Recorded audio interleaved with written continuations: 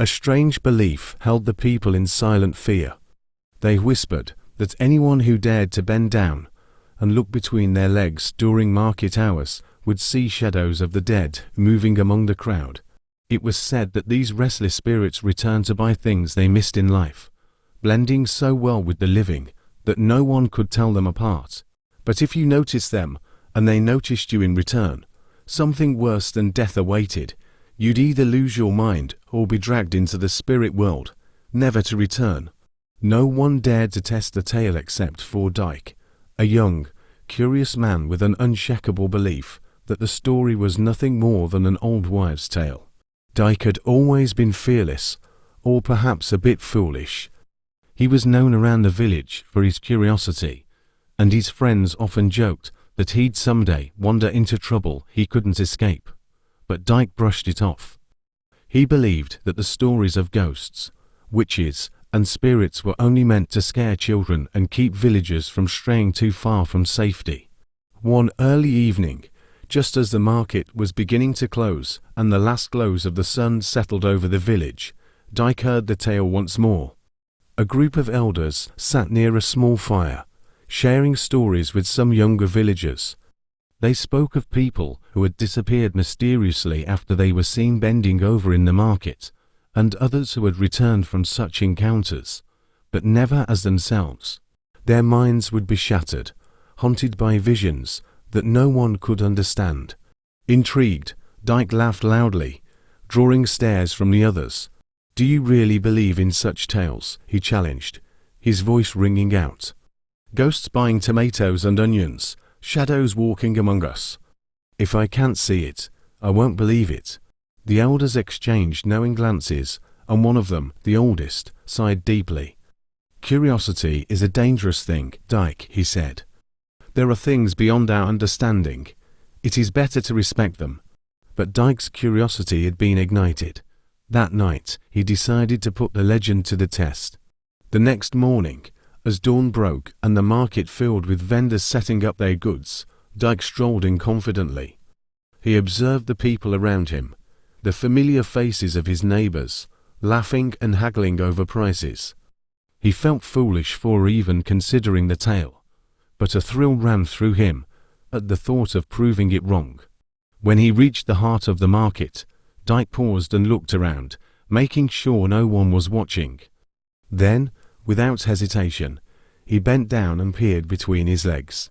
At first, all he saw were the typical market goers, upside down through his new perspective. But then, slowly, a chill crept over him. A mist seemed to swirl at the edges of his vision, and he began to notice people he didn't recognize, people dressed in old, faded clothing, garments that hadn't been worn in generations. Their faces were pale, eyes hollow and empty, yet they moved and interacted with the vendors as if they were alive. A cold sweat broke out on Dike's forehead as he realized he could see right through these figures. They glided between the living, the shadowy forms shifting in and out of focus, as if the wind might blow them away at any moment. He tried to stand up straight, to pull himself out of this eerie vision, but his body was frozen in place. One of the ghostly figures, a tall, thin woman with a haunting gaze, turned toward him. Her dark, hollow eyes seemed to pierce through his very soul. Dike's heart pounded as she began to drift closer, her movements smooth and unearthly, her expression slowly twisting into one of anger. She knew he could see her. As the woman drew near, other ghostly figures began to turn and notice him too. Their expressions were blank yet terrifying, and a soft, hissing sound filled the air. Dike felt his strength draining. His mind began to cloud with fear. He tried to scream, but no sound escaped his lips. Just as he thought he'd be dragged into their world, an old market woman yanked him upright, her hands firm on his shoulders.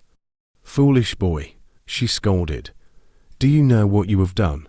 She quickly led him away from the market, her fingers pressed tightly around his wrist.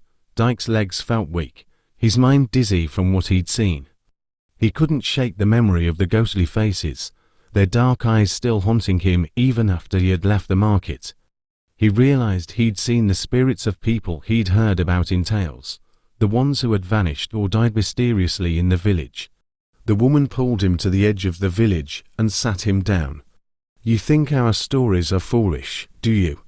You think the world is only what you can see with your eyes?"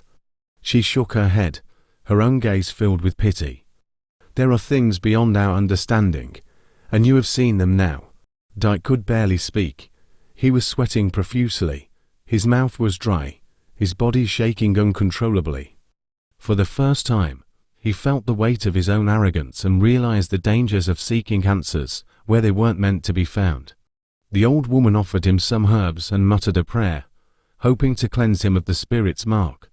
"It is not wise to disturb the balance between worlds," she warned. "The dead do not like to be seen by the living. They have their own paths, just as we do." Dyke returned home, forever changed.